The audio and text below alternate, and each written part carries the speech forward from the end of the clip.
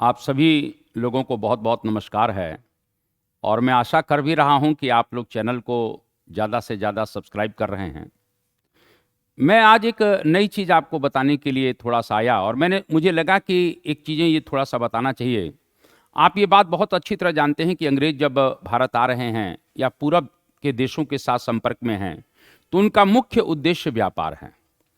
और विशेष रूप से वो यहाँ के धन का कहीं न कहीं एक प्रकार से ये कह सकते हैं कि यहाँ के धन को लूटना या यहाँ की चीज़ों को बड़ी सस्ती चीज़ों पर सस्ते दामों पर खरीदना और यूरोप में ले जाना। इस समय थोड़ा-सा आपको एक चीज़ बताना चाहता हूँ कि आप मेरे स्क्रीन पर देख रहे हैं त्रिकोणीय व्यापार की कांसेप्ट को समझाने के लिए आया हूँ। ये एक तरह से ट्रायंगुलर ट्रेड है क्या? यदि हम यहाँ पर देखें तो आप यहाँ पर देख सकते हैं कि यहाँ पर मुझे आपको कलकत्ता बंदरगाह दिखाना था, यहाँ पर चीन का कैंटन बंदरगाह दिखाना था और ये जो है आपको लंदन दिख रहा होगा। इस प्रकार से 3 जगह से इन 3 जगहों से व्यापार कैसे हो रहा है और उससे अंग्रेजों को कैसे लाभ मिल रहा है, वही मैं आपको बताना चाहता हूँ। इसी को ट्रायंगुलर ट्रेड हम कह सकते हैं। आपको बताऊं कि यहां पर चीन में क्या है कि इस समय चाय बड़े पैमाने पर प्रोडक्ट हो रही है, चाय हो रहा है, रेशम हो रहा है और इस चाय और रेशम की बहुत ज्यादा डिमांड यूरोप में है। तो अंग्रेजों को यह दिक्कत हो गई कि बहुत लोकप्रिय हो गई थी चाय। तो अंग्रेज जो है क्या करते थे कि चीन से बड़े पैमाने पर एक तरह से चाय को खरीदा करते थे और यूरोप के बाजारों में बेचकर प्रॉफिट कमाते थे। लेकिन उस समय इस चाय के बदले में अंग्रेजों के पास कुछ देने की चीज नहीं थी। तो अंग्रेज क्या करते थे, यहां से जो है अपने देश से चांदी ले जाते थे और उस चांदी को ले जाकर बदले में कहीं ना कहीं चाय खरीदा करते थे।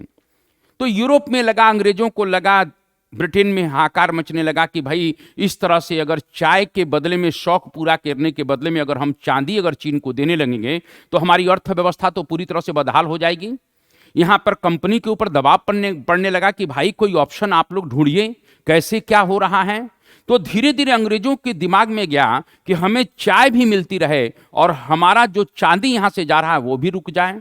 तो अंग्रेजों का दिमाग सीधे इंडिया पर जाता है और भारत आप जानते हैं कि दुनिया का उस समय बड़ा जो है एक तरह से कह सकते हैं इकोनॉमी में वर्ल्ड पावर हम लोग हैं, बड़े पैमाने पर चीजें प्रोडक्ट कर रहे हैं।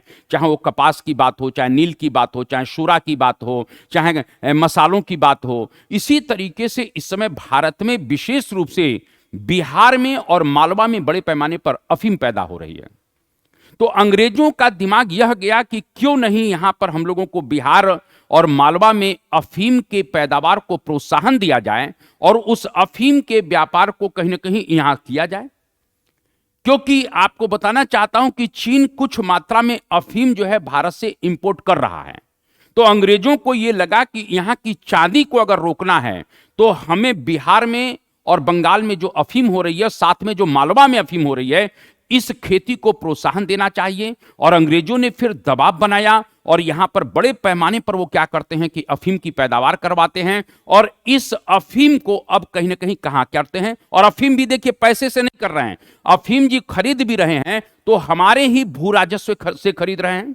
यानी एक प्रकार से अंग्रेजों को अफीम यहां फोकट में मिल रही है क्योंकि हमारे ही भू राजस्व से, इस प्रकार से हमारे ही आमदनी से वो यहां की अफीम परचेज करते हैं और कलकत्ता बंदरगाह पर पहुंचाते हैं। और कलकत्ता बंदरगाह से फिर ये अफीम कहां पहुंच रही है, कैंटन पहुंच रही है। और जब कैंटन पहुंच रही है, कैंटन बंदरगाह है चीन का, तो वहां से फिर क्या करते थे ये लोग, चाय जो है यानी अफीम के बदले में चाय लिया करते थे और फिर चाय को कहीं के लंदन पहुंचा देते थे। मेरा यह कहने का मतलब है ये जो ट्रायंगुलर ट्रेड है इसमें पूरा का पूरा लाभ अंग्रेजों को मिल रहा है। अब अंग्रेजों की लंदन से यानी इंग्लैंड से चांदी आना बंद हो गई। भारत की ही जो बिहार और मालवा में जो अफीम है उसी को खरीदते हैं।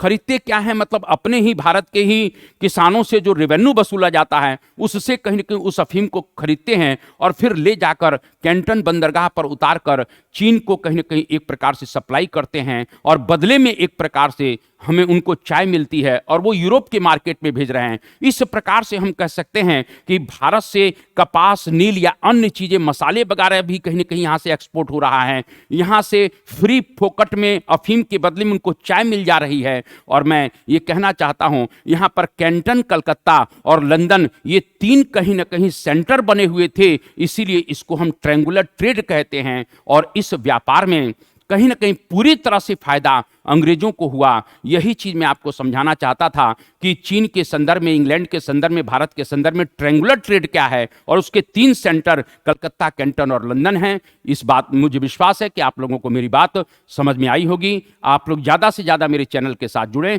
तो और भी बेहतर जानकारियां मैं लेकर आऊंगा। आप सभी लोगों को नमस्कार। जय हिंद, जय भारत, वंदे मातरम।